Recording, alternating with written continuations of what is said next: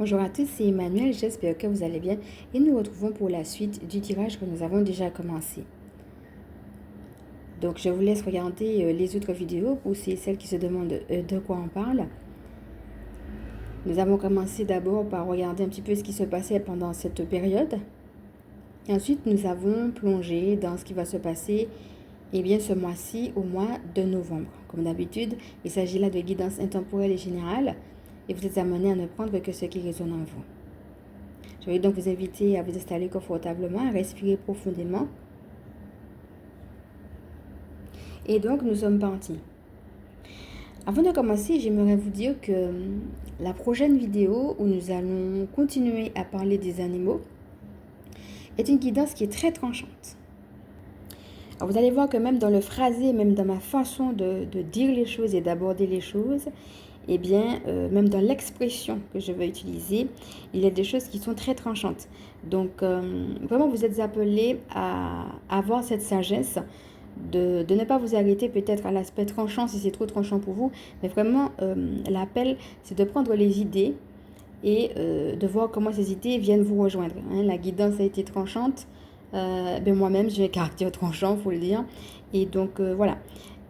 Avec les animaux, vous allez voir que lors de la prochaine guidance, il y aura vraiment une idée de tri, de choix. Voilà, moi le mot que j'avais entendu, c'était le mot guerre. On est vraiment rentré dans une guerre spirituelle et donc c'est normal que les guidances prennent une tournure comme celle-ci.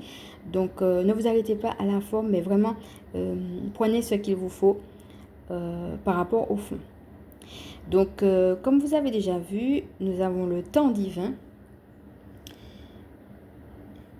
C'est le temps de quoi? Alors ça peut être que c'est le temps de récolter ce que tu as déjà semé. Et ça peut être, comme on a déjà vu, c'est le temps de revoir ton rapport au temps. De revoir tes priorités.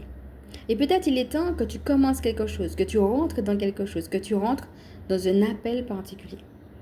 Donc c'est le temps de quoi pour toi? Nous avons aussi le pouvoir des fleurs. Alors, nous avons déjà eu l'occasion avec Sandalphon de parler. Décidément, Sandalphon est revenu beaucoup dans les tirages que nous avons pour le mois de novembre. Donc, n'hésitez pas à l'appeler, non seulement pour novembre, mais aussi pour toute cette période à venir. Surtout si vous avez des tris et surtout si vous avez des choses difficiles, karmiques ou transgénéalogiques et culturelles même, quelque chose qui touche au pays. N'hésitez pas à l'appeler. Et nous avons eu l'occasion de faire un petit soin avec lui sur lequel vous pouvez revenir, où il y avait la fleur de vie justement. Ici, on voit un colibri.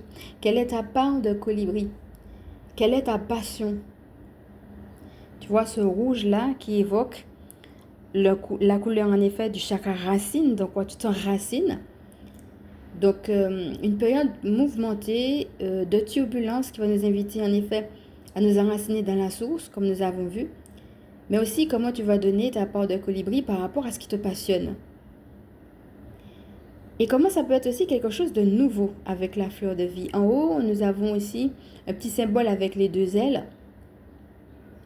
Et cela peut être aussi comment tu peux trouver ton équilibre, comment tu peux appeler les anges ou appeler tout autre être de lumière. Et cela peut être également de prendre conscience que tu as des ailes, que tu peux t'envoler, que tu es aussi toi-même, à ton niveau à toi, comme un ange, un être de lumière, peut-être même certains vont se reconnaître quand je dis un ange. Et donc dans l'histoire, ça va être distille ton parfum et fais-le à ta manière, même si c'est de manière nouvelle qui peut justement surprendre. Donc ici, on a le pouvoir des fleurs qui va nous inviter à la légèreté, à la douceur, à la beauté. Et en même temps, je vais vous inviter vraiment à aller voir la vidéo sur la vision où je vous avais déjà parlé d'une vision que j'avais eue sur les fleurs. Alors avec la magie de l'air, il y a certainement une nouvelle qui arrive. De manière personnelle ou de manière collective, il y a vraiment, ça peut être deux choses, parce qu'on avait eu la carte la dernière fois de la prière et donc de la demande. Et alors peut-être que, on te dit, voilà, j'ai entendu ta prière, j'ai entendu ta demande, elle est venue à moi. On voit cette lumière poudrée, dorée, qui rappelle encore une fois le soin que j'avais fait. Et ça peut être à double sens. Ça veut dire, eh bien, j'ai entendu ce que tu as dit et je m'apprête à te répondre quelque chose, à t'envoyer une réponse particulière. Il est possible que cet homme représente le divin qui, comme mon Père aimant, eh bien, te dit, je sais que tu es consacré. Hein, on regarde la manière dont il est habillé. Ça peut même faire ressembler à certains moines. Comme s'il te rappelle que oui, je sais que tu m'es consacré, j'ai bien entendu ta prière et moi, j'ai pas l'intention de te laisser sans réponse. En effet, je vais t'apporter une nouvelle. On retrouve un petit peu, il ressemble à un aigle, mais avec les deux couleurs, même qui peuvent faire rappeler le deuil, hein, le blanc et le noir. Hein. Ça peut être aussi, eh bien, je sais que tu es endeuillé par rapport à une situation, mais je vais te répondre. On voit, hein, il tient en effet la plume pour pouvoir écrire quelque chose. Ça peut être aussi écrit une nouvelle ligne, écrit une nouvelle chose et je vais moi-même me révéler à toi pour que tu puisses écrire cette chose nouvelle. Regarde comme la plume est grande, une grande et belle bénédiction.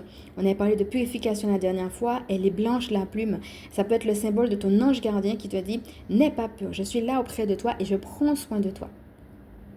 Purifie-toi. » Avec la magie de l'air, on a ça. Et puis, on a aussi, donc peut-être ça va parler pour certaines personnes, surtout si c'est difficile, si elles passent par des périodes où la purification peut être vraiment difficile. Et ça peut aussi, eh bien, rappeler cette grande et belle bénédiction d'être en Dieu, de savourer cette bénédiction-là et de savoir, en effet, qu'il va te répondre et peut-être aussi qu'il va te répondre pour que toi, tu puisses prendre position.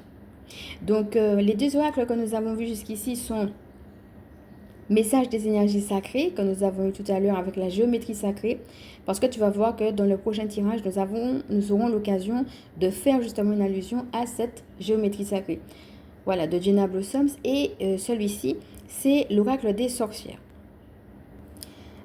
Alors, plus exactement, Histoire de sorcières de Deborah Blake et d'Elisabeth Alba. Alors, nous allons maintenant passer aux animaux. Alors, je ne vais pas reprendre tout ce qui a déjà été dit. Je vais encore faire, lors de la prochaine vidéo, un petit rappel de où est-ce qu'on a vu ces animaux-là, pour si vous avez envie d'approfondir dans les autres guidances. Mais avec le scarabée, symbole de la chance, nous avons aussi le fait de ne pas se laisser écraser par quelque chose qui est difficile, mais d'être au centre et de tenir en équilibre vers justement les promesses. Vous voyez, on retrouve encore les fleurs. Hein, le symbole de la légèreté, du départ, mais aussi de l'épanouissement. Vous voyez, s'ouvrir et s'épanouir avec légèreté, certes, mais comme une fleur, comme si il y a une force particulière dans la vulnérabilité. La fleur est très fragile, mais en même temps, quand tu prends le temps de la regarder, d'observer les détails de la nature, de venir près d'une fleur, de la regarder, de la humer, elle te donne beaucoup de joie. C'est très subtil, c'est très discret, mais dans la discrétion, il y a une force. Dans la vulnérabilité, il y a une force. Et comment justement on peut être comme cette fleur aussi, très fort, mais dans notre vulnérabilité. Donc, on peut commencer des choses en acceptant tout simplement de s'ouvrir au soleil, d'être épanoui. Tu vois, c'est pas le soleil qui est là, qui est aride, en train de nous brûler, et puis de nous empêcher quelque part de nous ouvrir. Non. Qu'est-ce que ces fleurs-là font en plein désert? Eh bien, elles ont réussi à pousser quand même. C'est ça, c'est l'idée d'un espoir. Peut-être d'un espoir naissant, hein, puisqu'on a vu aussi tout à l'heure la fleur de vie, mais en tout cas, toujours l'idée de cet épanouissement. Et cela en toute sagesse, en toute humilité et en toute conscience. La chouette va nous inviter à ça, à cette conscience-là, justement. J'ai conscience de ce qui se passe, à la fois de ce qui peut me déplaire, dans le sens de me figer sur place. Quoi?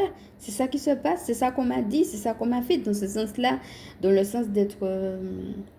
ça peut être abattu, mais dans le sens de non, mais là il y a trop d'exagération, là vraiment trop c'est trop. Voilà, on a un petit peu ça, hein, avec cette chouette qui est posée là, qui regarde, qui observe, comme si elle a pris un recul, elle est dans une position d'observateur et elle se dit non, mais là vraiment c'est trop. Mais même si il y a l'idée de trop, il y a l'idée aussi que dans ce trop là, tu as une sagesse intérieure qui te permet de prendre la bonne décision. Et pour cela, quoi de tel que de ralentir ton rythme et justement avec ce petit escargot qui cherche son équilibre, de pouvoir trouver un équilibre qui est le tien, mais en ralentissant.